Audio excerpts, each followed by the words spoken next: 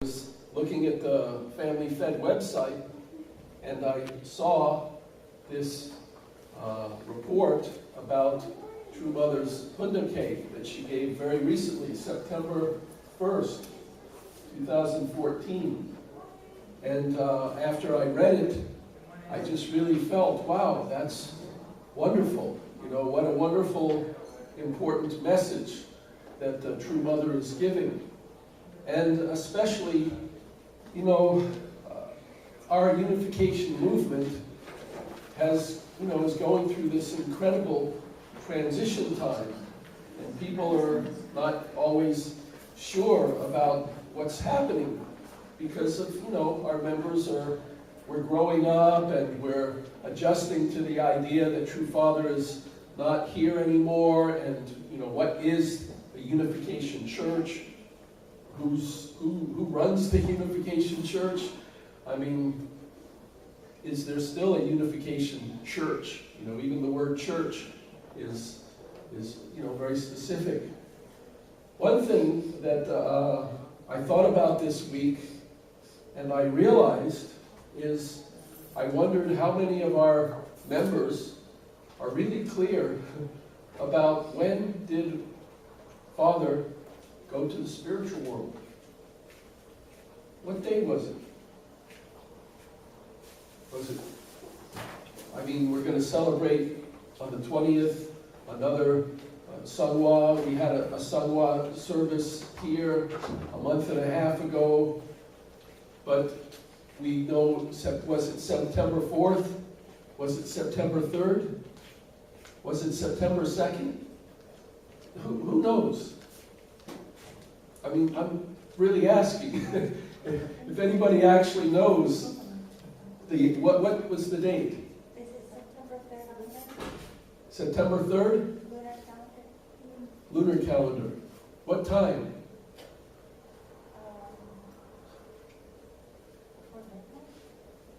Before midnight?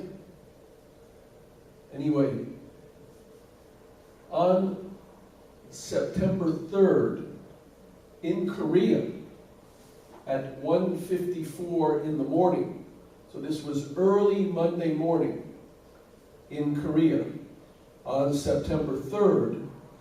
In America, it was September 2nd at 12:54 in the afternoon on a Sunday. So on a Sunday afternoon at 12:54 our time on September 2nd, it was September 3rd, just after midnight that Sunday, so it became Monday morning. That's when True Father went into the spiritual world. So that is a date that I personally think is significant and important for us to realize. So even though we can celebrate and honor Father 365 days a year, and it's okay, I feel it's very important for us to remember that date. I remember, April 4th, when Dr. King was shot. There are certain dates in history that are very important and significant. And so we should keep and honor and remember that particular day. Where were we when we heard the news? And respect, just respect that date, because it is the date that most people in the world are going to be able to relate to. If we retranslate the date into another calendar, or we create another, then, it's hard if you celebrate the same event 2 or 3 or 4 times. Parents, sometimes we have birthday celebrations for our children, right? If their birthday is Monday or Tuesday, then you celebrate their birthday during the weekend. And then, there's different reasons why you celebrate a date many times. But in reality, the actual time of your birth and the date of your birth as the time of your transition and the date of your transition is the most significant. So I just want to put that out there so that, we should think about that, because that date passed just a few days ago. September 3rd in Korea, September 2nd here in the United States. So True Mother gave this content, and I want to share it with you. September is the month of harvest. At this providential time of harvest, our responsibility is to witness, to find the many prepared and ripened grains. Hence, you should boldly let people know about true parents. Have you seen the recent popular Korean movie, Myeongryang? In this movie, there is no owner of the world. The people's hearts feel empty as a result. The leaders were not able to truly lead the people and help them. That is why, when Admiral Yi Sun-shin stood on the front line in that difficult environment with the heart to serve the people united. This changed Korea's fate. What do you think would have happened if Yi Sun-shin had not been there at that time? So when I read this and I read, have you seen this movie? Of course, me being a movie fanatic, well, I wouldn't say a fanatic. I would just say I'm, addicted to it like cocaine. But no, with me liking movies, then I did some research. Have you heard about this movie? Yes. I don't need the lights. We can't see you though. This, I forget the exact year. It was about 1587. This is a true story in Korean history. This admiral, the Japanese, God bless you, but at this time you were very aggressive. The Japanese had over 300 ships, and they were attacking Korea. They had been at war with Korea already for several years. And they were on the verge of landing and taking over the Korean peninsula. And this admiral had only 12 ships at his disposal because he had special ships. They were called turtle ships. And he had a special design, and they were very powerful. But the Japanese commander had already destroyed his ship, this turtle ship. So he was left with only 12 what they called battleships at that time. And he rallied his troops, and he rallied the Korean people, and he fought this incredible battle outside at the Korean peninsula, and he stopped the invading army of Japan. This movie was made this year, and well, not remade. I don't know if someone ever had made a movie about this, but this movie about this admiral, the story of this admiral, was made in Korea during the early part of this year. And it came out at the movie theaters about a month and a half ago. And it became, within 10 days, it became the most watched movie in Korean history. It made more money than any other movie ever made. And after 15 days, it had made over $150 million. It is like the Star Wars of America. It's the #1 movie of all time in Korea right now, at this time.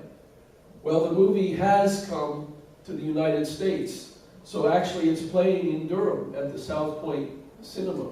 I did not go to see the movie yet because I only did my research about it yesterday. But the point is Mother knows about the impact of this movie. In Korea right now, all the Korean people are involved in talking about this incredible event, this movie. So this movie, of course, is reminding, the Korean people about the greatness of this one admiral that stood up at this very difficult time. And I think, it's very significant, and I'm going to go and see the movie because it's historical, and it's supposed to be a very well-done movie. And it has a lot of, the famous Korean actors from other movies. It's the same thing when we read about Hollywood blockbusters here. This is a great blockbuster that everyone is watching in Korea right now. So that's why Mother is making reference to this person and his incredible ordeal. Even though this age has many great figures, people are still waiting for a true owner. You have received the holy marriage blessing from true parents. Do not be afraid. If you become one with true parents, you can overcome and resolve all the world's problems. Should a person who knows about this just remain dormant, you should take the lead to witness and educate people. True Father always spoke of this. There is no perfection in ignorance. Hence, you should let people know. Now is the time when you should boldly advance in this area. Do not fear the more established religious groups. Do you understand? I called members from chapters of the Youth Federation for World Peace around the world and members of the Collegiate Association for the Research of Principles, CAR, here today. How many of you have come? You have come at the right time. Remember, many prepared lives are waiting to hear from you and be touched by you. Challenge yourselves and meet them. It is not incorrect to say that the history of our Unification Church started from CAR. The standard of our Unification Church is high. When we convey the word, you are people that can digest anything. Therefore, move forward with confidence. My hopes for you are high. When I hear these words, I hear such encouragement and such, a reminder that we have what it takes. We are the people who have experienced the love of God and the love of true parents. We have been educated. We have the knowledge. We're not ignorant, but the world is still ignorant. They're ignorant of Jesus. They're ignorant of God. They're ignorant of Satan. They're ignorant of history. They're ignorant of so many things. They don't know they're ignorant of those things. The reality is people are. They're still in the dark. And True Mother is saying, we know. All we have to do is go out and share with the people. In December, I plan to go to Las Vegas to educate young people and nurture them to become leaders on the front line through a 40-day witnessing program. To witness, it is important to be able to communicate in a common language to those you are witnessing to. Since English is common language throughout the world, it is the language to learn. Through this witnessing program, I am giving you the opportunity to learn English as you do outreach, so that you will one day be brave enough to speak in English without fear. These 40 days witnessing in Las Vegas will enable you to speak English to a certain extent. Does anybody see the radical, almost amazing irony of this statement? Mother is saying we should be learning English, almost. I mean, she's explaining, here she's speaking in Korea to a mass audience saying that she wants to send people to Las Vegas. And she recognizes, quite simply, that English is spoken all over the world. So if you want to witness effectively, she's encouraging people to learn English. Doesn't that kind of contradict this whole concept that our movement is trying to go into itself, and that our movement is just promoting the idea you have to only speak Korean. If you don't speak Korean, you can't go to heaven, something like that? No, True Mother recognized very simply, very clearly, very matter-of-factly. She's going to send people to Las Vegas and give them an opportunity to learn, to expand their way of thinking, to learn English and to be able to share with other people. So we're not being put in a box. We're being released. We're being liberated. We're being told, go out.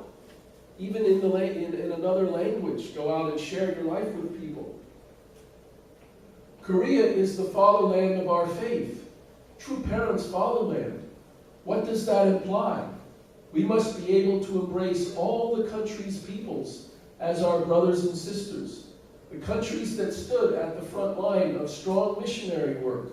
Those countries included Japan, America, and Europe. Germany in particular. The leaders in these countries have not been able to raise successors. Time does not wait for us. It actually feels a bit late. But will that make you give up? You must make it possible. Most leaders are in their 60s and 70s, but they raise successors. So Mother, she understands. Korea is true parents are Korean. They came from Korea. Without understanding Korea and Korean history and the greatness of the country of Korea, you will never be able to really understand and respect and appreciate who true parents are. In the same way, Jesus himself was Jewish. And when Christians began to worship and honor Jesus, they naturally learned and wanted to protect and embrace the Jews and the Jewish faith and the Jewish tradition and the Jewish Holy Scriptures, because they knew their Messiah, Jesus, came out of Judaism.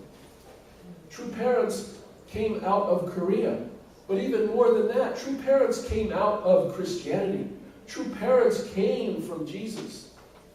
True parents are the real embodiment of everything that Jesus wanted to achieve and teach in his own lifetime.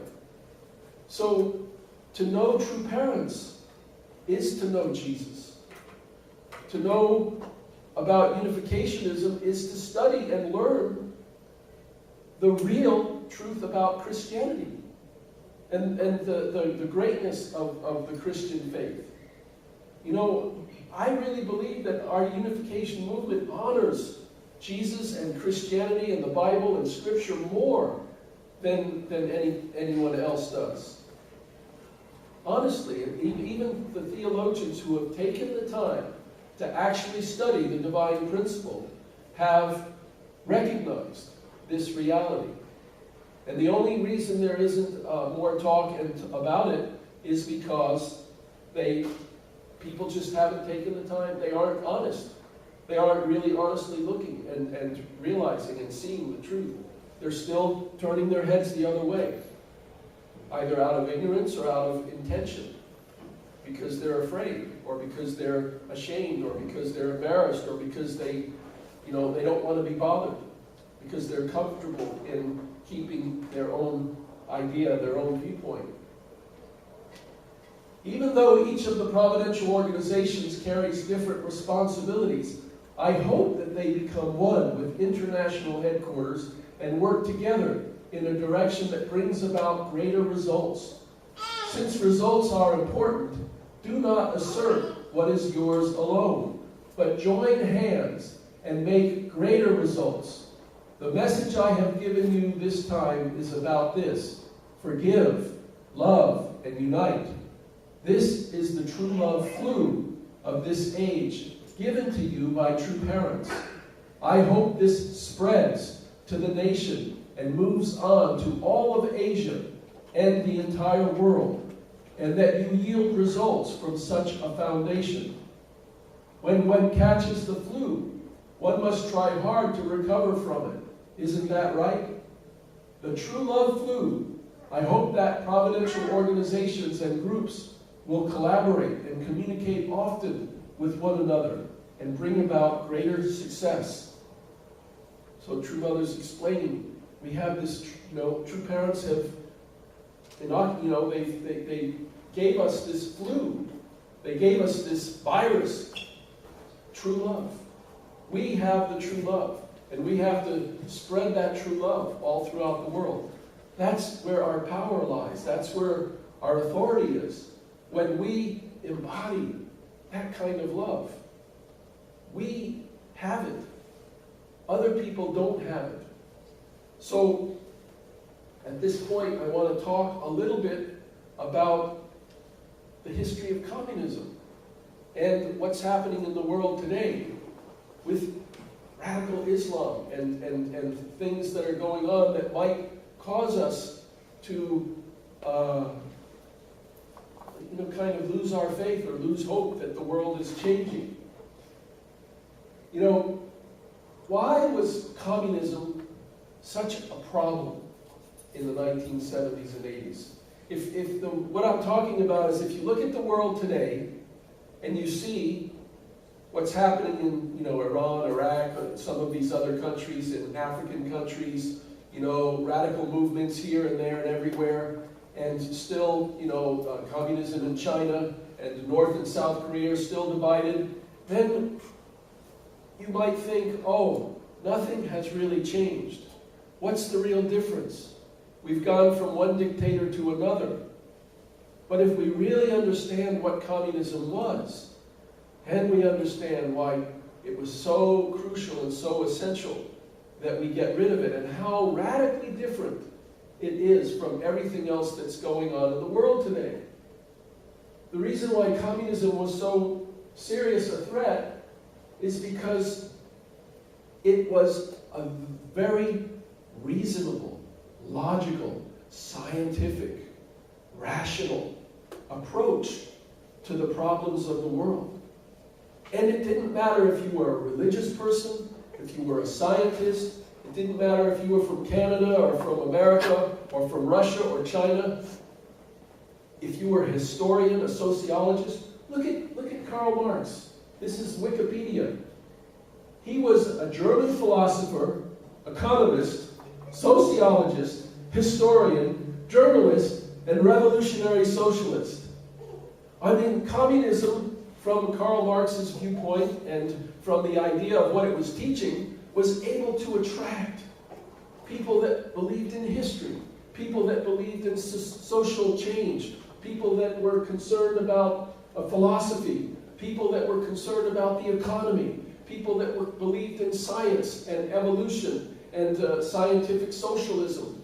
So communism had this incredible, powerful appeal because it was so reasonable, so logical, and it was based on what seemed to be reality itself.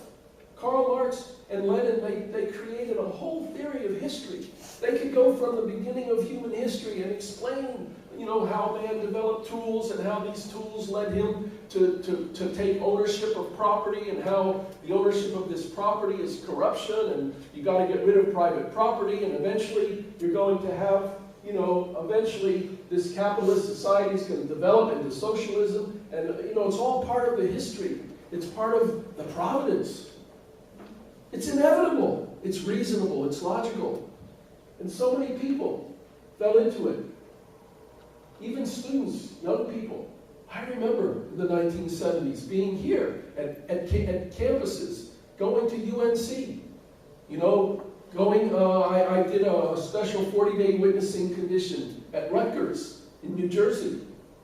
I walked into the student union, where the cafeteria was to the side. And I walk in, and there to my left is one of these plastic tables with Christians. They got their Bibles and their meeting times there, and they're saying, join the, Fellowship for Christ and the University Christian Fellowship. And I look at their table sitting there, and then I turned and I looked to my right, and there were 4 tables. And it was just covered with all these books.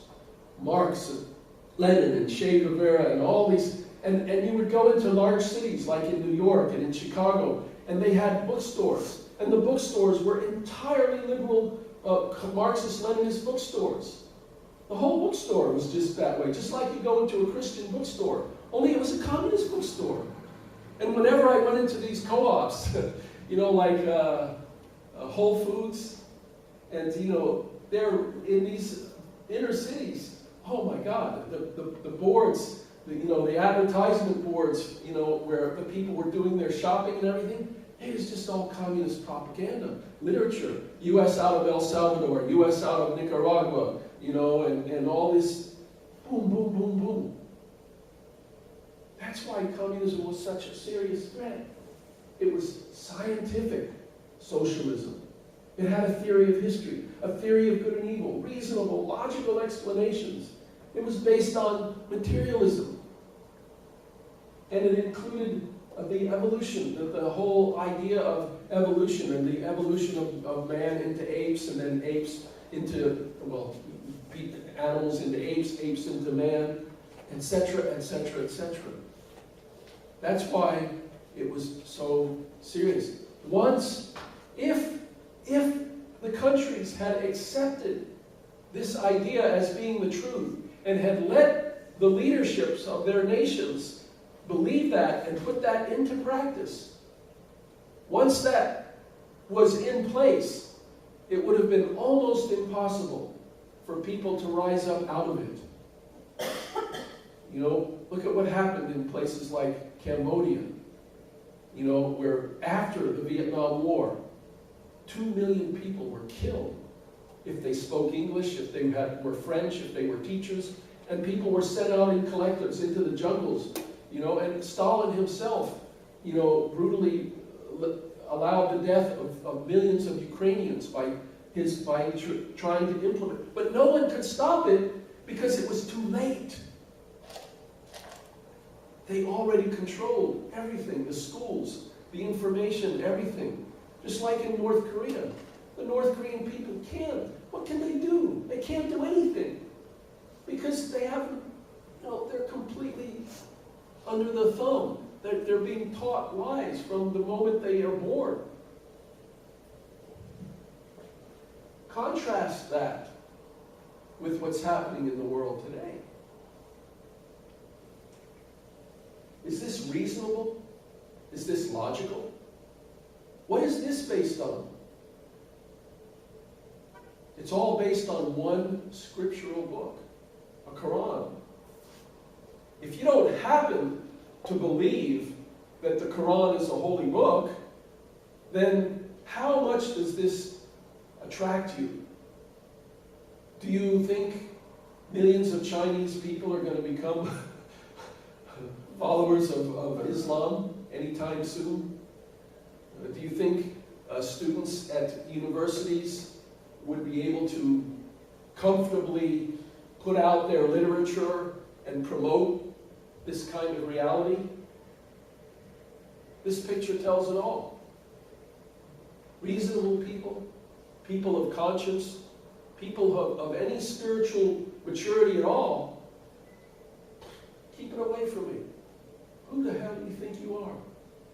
Get out of here. You know, you are evil. You are sick. Sadly, people don't stand up and say that.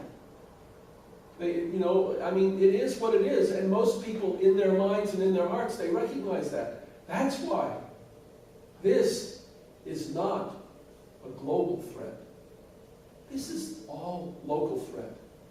These are threats of people who are nothing more than, you know, immature children. You know, people who have been, you know, so caught up in their own way of thinking, in their own self-centered way of thinking, that they no longer even behave in a rational, reasonable way. It's based entirely on a narrow interpretation of the Quran, one book of Scripture. People of real faith and reasonable and conscientious people of all races, cultures, and nationalities will naturally reject and stand against such unprincipled individuals and groups. Such people and groups cannot continue to exist in the presence of people of true love, true life, and true lineage. This is why true parents are telling us, go out, share your life with people. Because in the presence of people who have love and true life and true lineage, these people there's nowhere for them to go. So, you know, as time goes on, you know, they end. That's what it means when the inevitable reality that God's providence is going to roll over the top of these kinds of problems. Even in this country, there's incidences in Ferguson, Missouri, or, you know, wherever. Those are isolated incidences that take place. And when they do take place, righteous and good people should rise up and speak out against evil. But it's not always clear in the beginning who is righteous and who's right and who's wrong. You know, because these incidences that happen between the police and people, or between, you know, two people confronting each other, they're localized. They're local events that are taking place.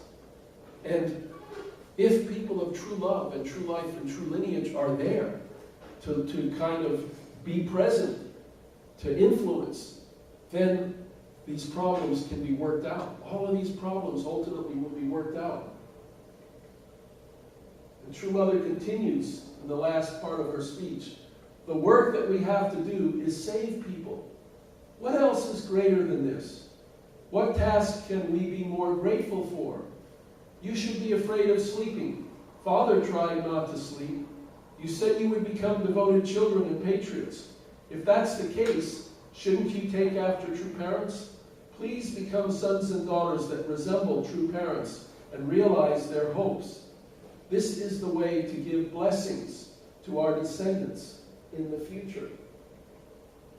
These days, I have been thinking a lot about indemnity. What can be done to pass down a world without indemnity to our descendants in the future? Just as I did, you should be able to say, follow in my footsteps. Only by doing so can the Chun Il-guk era appear. So to me, Mother is saying, just as I tried to follow in True Father's footsteps, just as I have tried to embody, you know, the ideal of God's love and truth and goodness, and just as I say, follow in my footsteps, because I have tried to embody that ideal, you should be able to say to other people, follow in my footsteps. You know, join with me.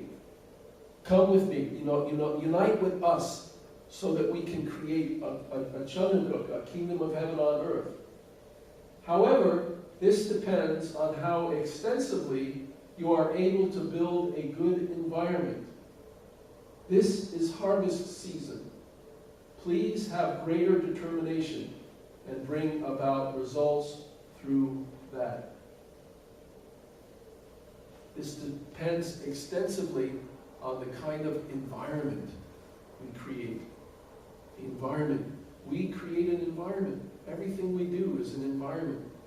Last night, you know, Sharon and I went to visit our Mormon friends, and we played, you know, games at their house, and had a chance to, I was sharing a little bit with him about, you know, he was talking about Christians and Islam, and kind of, he was sort of being a little bit, he said, you know, Christians in America, they haven't really respected Islam enough, you know, and I said, well, the problem isn't that, the problem is with radicals who have taken this religion, and because the Muslim people themselves have not risen up in absolute anger and resentment and said, how can you behave this way? How can you do this? You know, they're not taking back their own faith from these extremists. And why is that? I thought about that. I've thought about it. And I think the reason is because they don't have the teaching, the tool to be able to stand up and do it. Because their religion is a religion of subservience, of surrender. You know, so they're afraid, literally afraid, or it's against their spiritual tradition to stand up and exert their own personal opinion, even though that personal opinion might be righteous and just and godly. Whereas Christians generally, through the Protestant Reformation, we were taught, you know, don't trust leaders all the time. Maybe they're not always out for your good. I mean, we saw corruption in the churches, you know, in the 1500s, and you know, and the all these things. So the tradition of Christianity is more, you know, if they see, you know, the pastor or a priest or someone behaving badly, even the whole American culture is that you should rise up and speak out.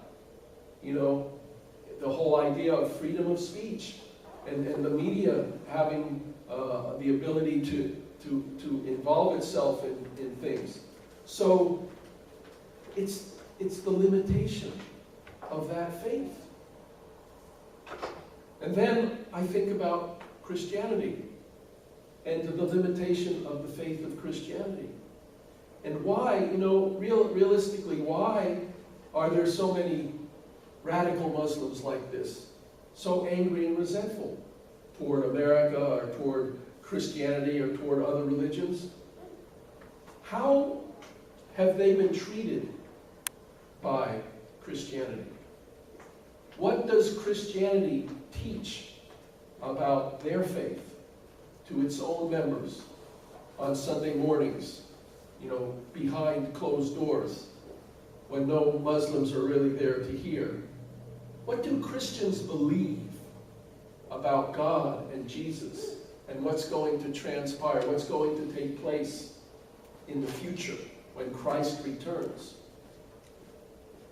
They believe basically all these Muslims are going to hell, as are the Buddhists, as are the Jews, as are the Catholics if you're a Protestant, or, you know, as are the Methodists if you're a Baptist. Basically, Christianity has been teaching that Jesus is coming someday soon. And boy, is he mad. And he is going to bring a profound and powerful judgment. And when that judgment comes, finally, you will get yours. And we will finally be rewarded for this faith that we have had to endure for so long, and the suffering we've gone through because you were not willing to accept Christ under our terms. Think about what Christianity has been teaching. Now, I believe that it was inevitable. There was a time up until the 20th century when that teaching was not necessarily a serious problem, because it was, you know, Christians hung out with Christians and Muslims hung out with Muslims and Buddhists hung out with Buddhists, and, you know, people hang out with their own people and they talk with each other. But America, the whole idea of America as a nation was to bring all races, all cultures, all religions, all nationalities together.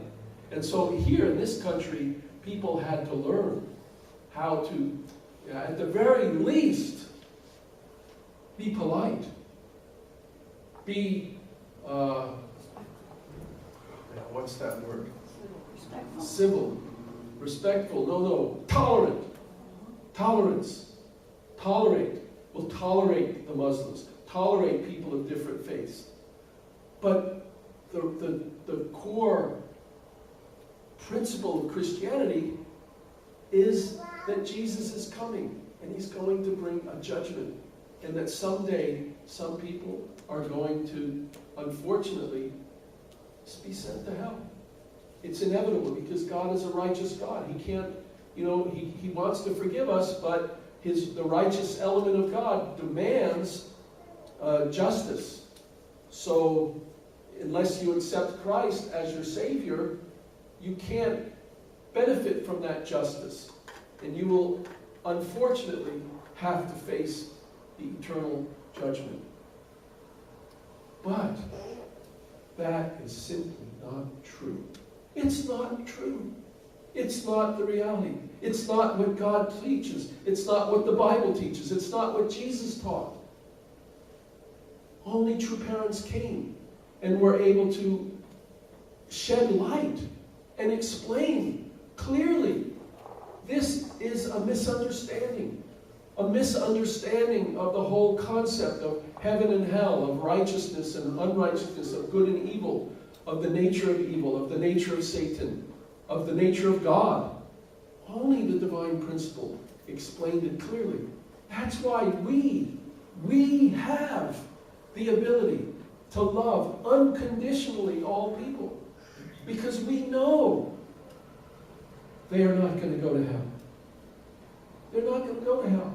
Maybe temporarily, because yes, when you break something, you've got to fix it. And, so there is hell. That's why, the teaching of the existence of hell is not unprincipled. There is hell to pay. If people behave in a terrible, evil way, there's a result. And that result has to be indemnified. It has to be restored. Mrs. Pace and I saw this movie called The Railway Man. Vince Savage had talked about it a few weeks ago. And it's a story about a British man in his later years. He gets married, but he's having all these nightmares, and he can't have a proper relationship with his wife because he has all these memories of when he was a prisoner of war in the Philippines. And he was very, very, to say the least, very mistreated by a particular, there was a particular two Japanese officials. One of them was the interpreter, and one of them was the person who was in charge of the prison camp. And he was a geeky kind of person. And just as they were getting caught, when they were surrendering, they took parts of their radios and hid them. And then while they were in prison in the Philippines, he built a radio so that they could listen to the news. And the Japanese caught him with the radio. And they kept interrogating him, wanting to know, why did you build this radio? And he went through a very profound period of several months where he was brutally tortured, and so extremely that it just completely, it affected his mind for the rest of his life. So the movie is about how he's trying to cope with this profoundly and deep resentment and anger, and he can't even talk with anybody about what he experienced for so many different reasons. And then he finds out this very soldier, this very interpreter, is working in the Philippines as a tour guide. As a tour guide in the very area of the Philippines where he was imprisoned. And so he goes to the Philippines, and he confronts this person. Why are you here? How did you escape from being, labeled as a war criminal? And then the story unfolds. But the bottom line of the story, there's one scene where he's sitting across from the table, and he's confronting this person. He says, "Why did you torture me that way? Why?" And then the Japanese, he speaks perfect English now, he says, "Well, we had our orders." And then he says, "No, not we. You." He says, "Well, he says, "No, not our. You tortured me. And then I'm listening to this, and I'm realizing this is reality. You can't hide behind a culture, or behind a race, or behind a religion, or behind a group, or a label. God and reality is a personal, one-to-one situation. And so this is a true story, he has an opportunity to confront this person, but at the same time, this person has this opportunity to be forgiven. So in the end, it's very deep. He's able to forgive this person. He goes through this very difficult, but he's able to finally let it go, and he's able to just forgive this person. And this person is able to accept that forgiveness and accept, yes, I did these terrible things, but I don't have to live with them anymore. Or, yes, I experienced all these terrible things, but I don't have to remember them anymore. I can move on with my life. That kind of restoration is reality. That is unavoidable. Jesus cannot stand between you and the person that you abused. It doesn't work that way. In the spiritual world, people have to resolve. what they did and be responsible for their actions. But when we become people of true love, we can be the mediators to help the people to forgive themselves and to forgive each other and to forget, forgive, love, and unite. That's True Mother's message. That's True Parents' message to us. We are the people that can do that. That's our responsibility, to embody that kind of level of love and to carry that to the world. And it isn't necessarily verbal. It's just in our daily life. We have that incredible power. We have an incredible power that we don't even know about. And it's the power of God's true love. Unconditional, forgiving. Not, unconditional, but it's always based on the condition a person has to want to change. They have to want to change. And then they have to be given the opportunity to change. So if you get an opportunity to watch this one movie, The Railway Man, it's very deep and profound. And I was afraid when I started watching it because it was so much about the Japanese abusing this man. But the reality is all of us were caught in a world of wrongness and evil and sin, and we're liberated from that. So we have to learn from our mistakes, and we have to repent and grow up, and then become people who can help others to change and to grow. So I haven't seen this particular movie yet, but I think, hopefully, I think it would be inspirational and remind us of a special time in the history of Korea. So please let us really pray about True Mother's words, and also let's really be confident that we embody God's love. So we have to share that with our family, with our friends, with our neighbors, and find ways to reach out and share this unconditional and true parental love with other people. Okay, thank you.